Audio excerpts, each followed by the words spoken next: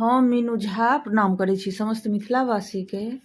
अपन माताजी के संग एकटा बेटी विवाहक गीत लऽ कऽ उपस्थित छी। धन्यवाद। जय मिथिला, जय मैथिली।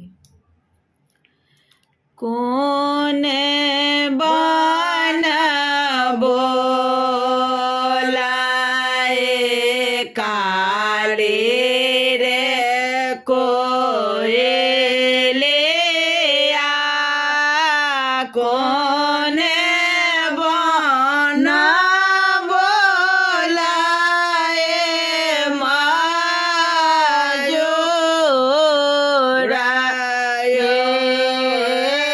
कोने बन बोलाए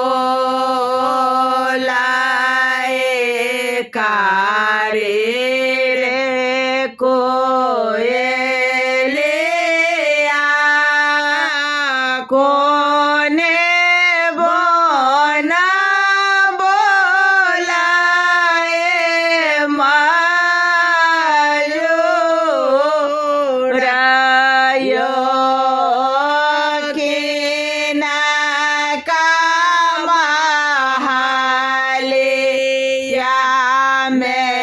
सिया है कुमारे से हो को ना सोता थे ने सेंतायो बेजो बना बोलाए रामा काले रे कोयलिया, बेजो बना बोलाए माजोरा,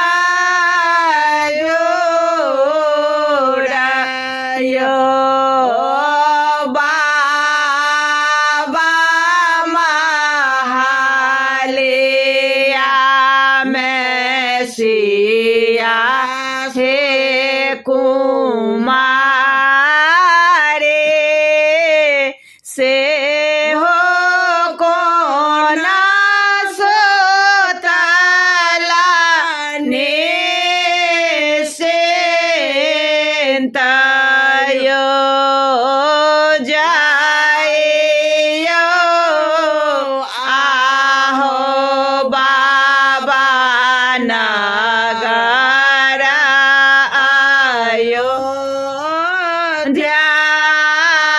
जहाँ बसथे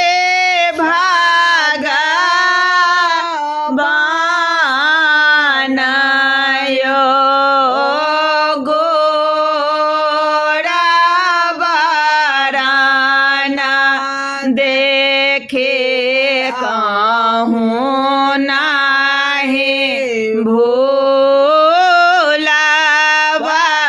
श्यामला बराना भगवान